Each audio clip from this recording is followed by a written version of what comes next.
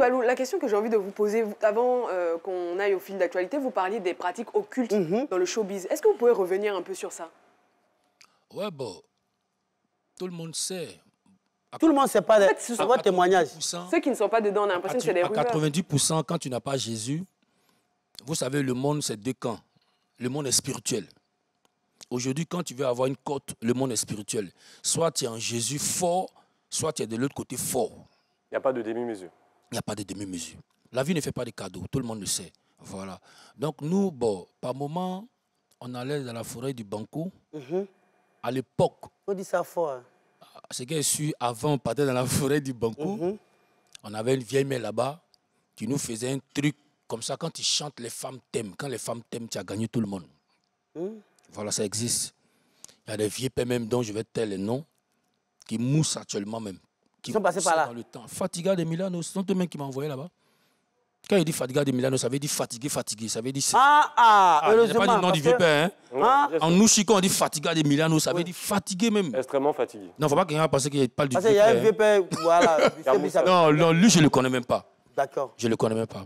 Donc, quand j'ai dit Fatiga de Milano, ça veut dire fatigué même. Il y a des vieux pères même que quand j'ai dit les noms, tu as dit, hein? Et vous, quand vous êtes allé dans la forêt du Banco, là, puis la vieille mère a géré vos moments là, quand vous avez chanté les femmes, quand vous chantez les femmes... Ça ne peut pas. Quand tu n'es pas de ça, tout ce que tu fais, ça ne te réussit pas. Moi, j'ai voyagé même l'autre côté. On allait faire même pour être célèbre. Ça ne peut pas. Et c'était quoi? Qu'est-ce que vous faisiez dans cette forêt-là? Non. Tu vas, on te dit, bon, il faut donner un mouton avec telle somme.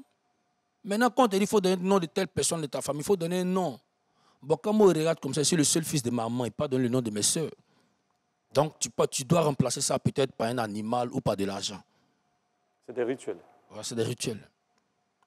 Et votre vie n'a pas été du tout facile, parce que quand on vous entend... Oui, on cherchait la gloire.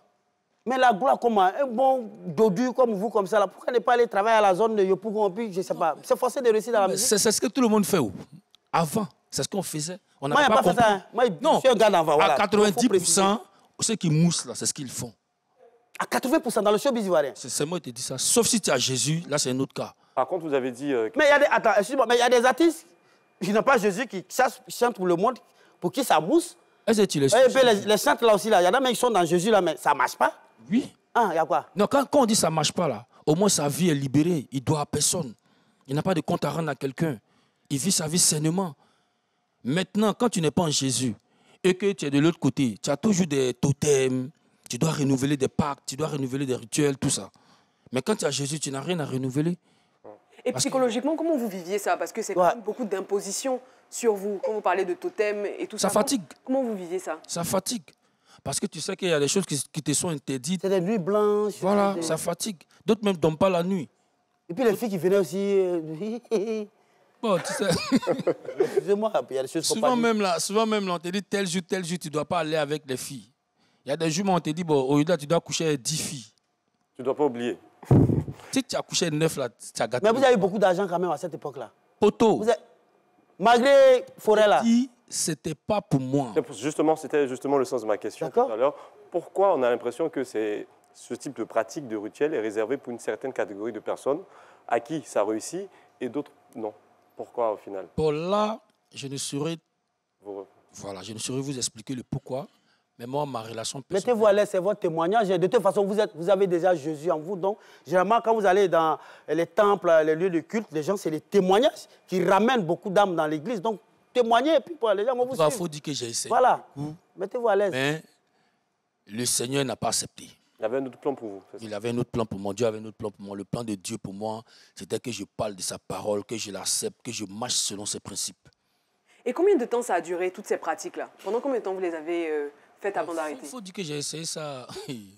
En tout cas, quand on a commencé à chanter là, les grands frères qui étaient à côté nous disaient, petit pour réussir là, c'est ça qu'il faut faire. Alors j'étais le marabout, on te lavé. Il y a un moron même qui s'appelait Souleymane à Boboté. Tu es vaincu, tu as vu que tu as tapé poteau.